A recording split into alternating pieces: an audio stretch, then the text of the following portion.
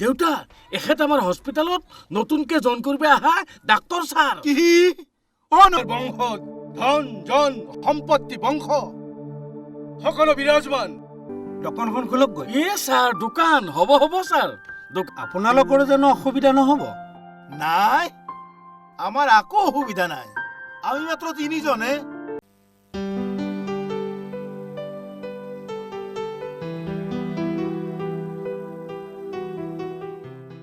কাকা, ও জগন্নাথ কাকা। কোনে? মই দীপক। দীপক, তই আৰু এইখিনি সময়ত কি আহিলি আই? মোৰ এই সৰু আপাটোৰ যোৱা ৰাতি আগধানো টোপনি নাই। চকু দুটা মুজলিয়ে আটা ভাৰি উঠে।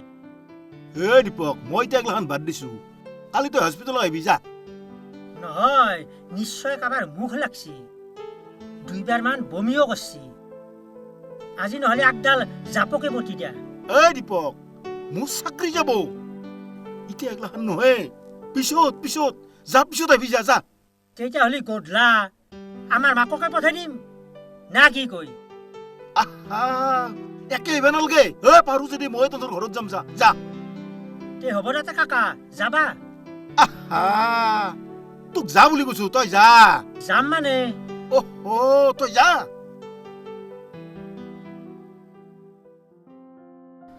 বিচাৰিছো কাষৰতে সদায়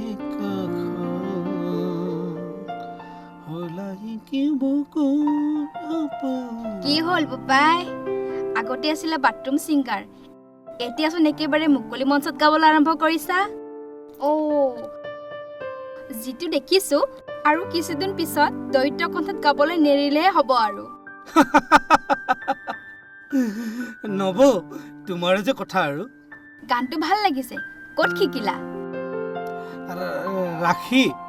ৰাখি?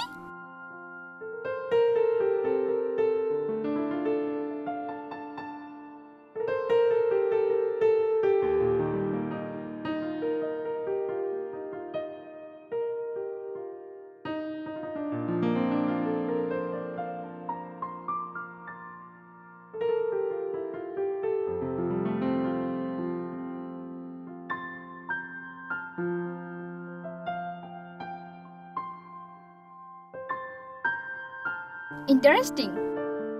কম্পাউণ্ডাৰ জগন্নাথ কেওটৰ একমাত্ৰ ছোৱালী। ভাল গান গায়, নাচে, মৰম লগা। মৰম লাগিলেই নে? নাজানো। শিক্ষা দীক্ষা? গুৱাহাটী ইউনিভাৰ্চিটিৰ পৰা MA ফাইনেল দিছে ইকনমিক্সত। পৰীক্ষা দিছেই, ৰিজাল্ট ওলোৱা নাই। ৰিজাল্ট মই দিলো, তাই পাষ্ট। পাছ? কি পাছ? তোমাৰ পৰীক্ষাত। নহব। বাৰু, ছুটি কিমান দিনৰ? মাত্ৰ 2 দিনৰ।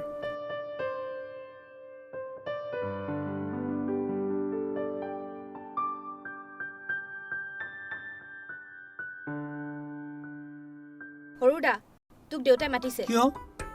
নাজানো। দেউতা ক'ত আছে? দেউতা ৰুমতে আছে।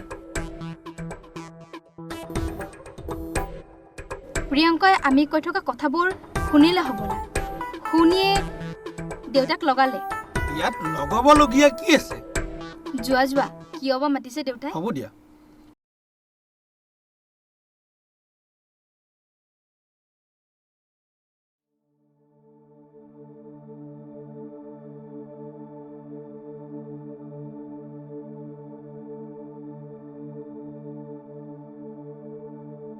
দেউতা, মোক মাতিছে। বহ।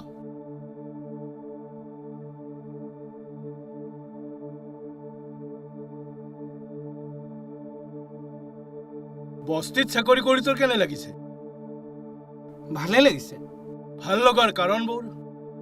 ভাল লগাৰ কাৰণবোৰ মানে গাঁৱৰ মানুহবোৰ বৰ সহজ সৰল, নিৰ্ভেজাল। তেওঁলোকে মোক বৰ ৰেচপেক্ট কৰে। আৰু অন্য কিবা বিশেষ কাৰণ? তাৰমানে শুন, আমাৰ হাতাম পুৰুষে আভিজাত্যৰ পৰিধি ভাঙি তই পিছপৰা সেই বস্তি এলেকাখনলৈ ডাক্তৰীগিৰি কৰিবলৈ গৈ আমাৰ বংশত যে কালিমা হানিলি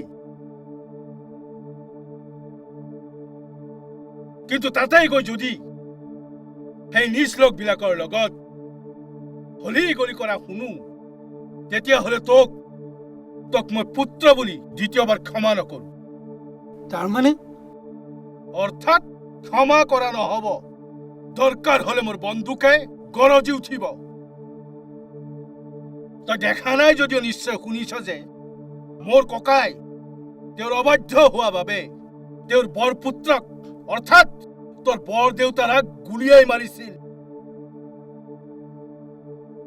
পৰম্পৰাগতভাৱে সেই বন্দুকটো বৰ্তমান মোৰ সন্দুকত পাৰ্থক্য ইমানেই যে ককাৰ সেইজন আছিল বৰপুত্ৰ আৰু তই হলি মোৰ সৰু পুত্ৰ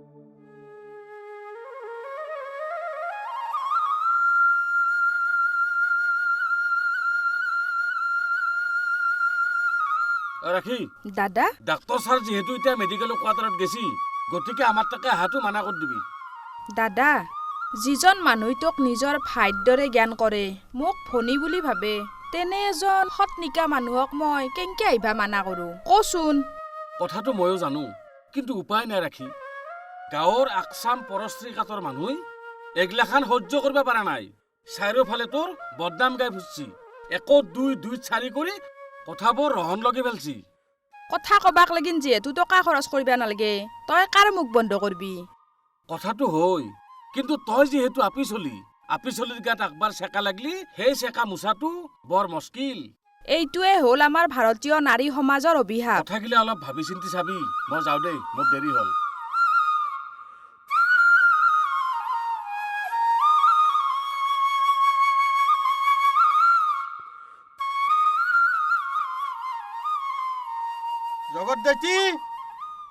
জগত দাইটি অ খুৰা আহা দাইটি ঘৰত নাই নেকি আছে ৰবা দেউতা চকত যাবা হলছি তাকেতো বোলো ময়ো একেলগে যাওঁ বহা বহা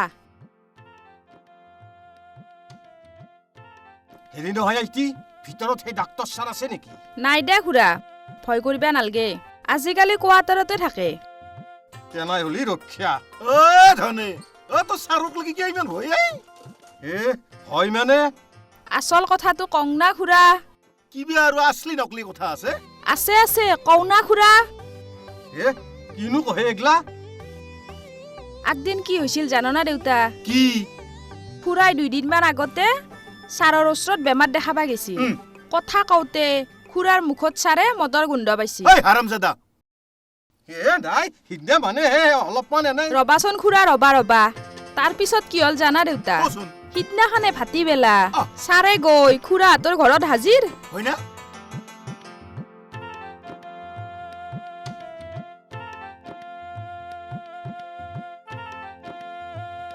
খুৰা খুৰা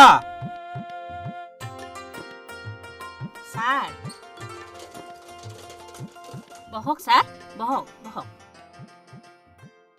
বাৰু খুৰা ঘৰত নাই নেকি আছে ৰ'ব আছে বাৰীৰ পিছফালে কিবা অলপ লটং পটং কৰি আছে মই মাতি যাওঁ ৰ'ব শুনছি না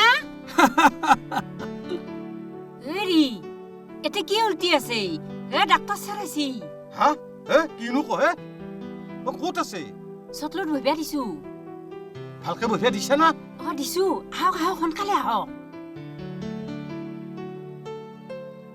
ছাৰ আহক ভিতৰক লাগি আহক ছাৰ আমাৰ ভাঙা ফুটা ঘৰ ভিতৰক আহক হ'ব নালাগে ইয়াতে হ'ব ঘৰ ভাঙা চিঙাটো ডাঙৰ কথা নহয় মানুহবিলাকৰ মনবিলাকহে ভাঙা চিঙা হ'ব নালাগে আমাৰ ঘৰত ইমান ডাঙৰ মন হৈছে যা অলপ গৰম পানী বহি দি যা হ'ব নাই নালাগে বেলেগ এদিন খাম আজি এটা বেলেগ কামৰ কাৰণেহে আহিলো ছাৰ আপুনিও শুনক এখেত খুৰা আজি আগবেলা মোৰ হস্পিটেলত মোৰ ওচৰত বেমাৰ দেখুৱাব গৈছিল খুৰাই বেমাৰৰ কথা কৈ থাকোঁতে সেই আগবেলাতে মুখত মই মদৰ গন্ধ পাইছো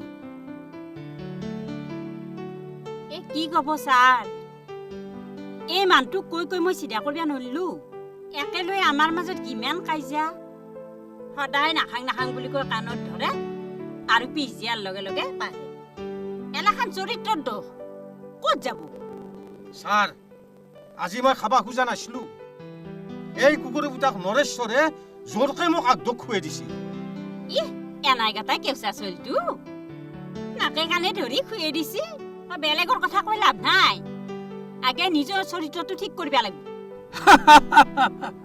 খুৰা তেনেহ'লে ছাৰ আজি মই আপোনাৰ ওচৰত ফাইনেল মই ক্ৰিয়া কাঢ়িলো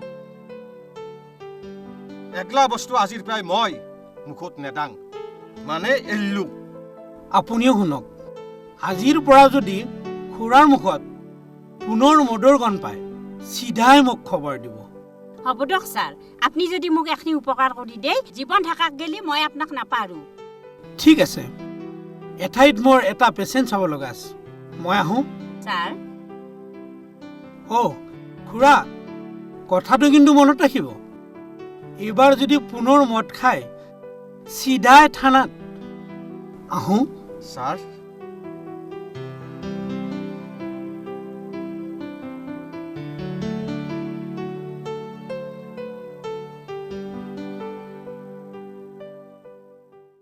আপুনি কাহি ফুলা বা বগা বেমাৰত ভুগি আছে নেকি মনত ৰাখিব এই বেমাৰ কোনো পাপৰ ফল নহয় শৰীৰত মেলানিন কমি গ'লে এই বেমাৰে দেখা দিয়ে অতি কম খৰচ আৰু কম সময়তে এই বেমাৰৰ পৰা সম্পূৰ্ণ নিৰাময় হোৱাৰ বাবে আজিয়ে যোগাযোগ কৰক বিশিষ্ট আয়ুষ বিশেষজ্ঞ ডাক্তৰ খয়বৰুল্লাহক যোগাযোগৰ ঠিকনা গেট হস্পিটেল আয়ুষ বিভাগ গীতানগৰ গীতা মন্দিৰৰ ওচৰত গুৱাহাটী অথবা উল্লাহ মেডিকেল শনিয়াদি হাজো যোগাযোগৰ নম্বৰ 9854066646 অথবা 98640173110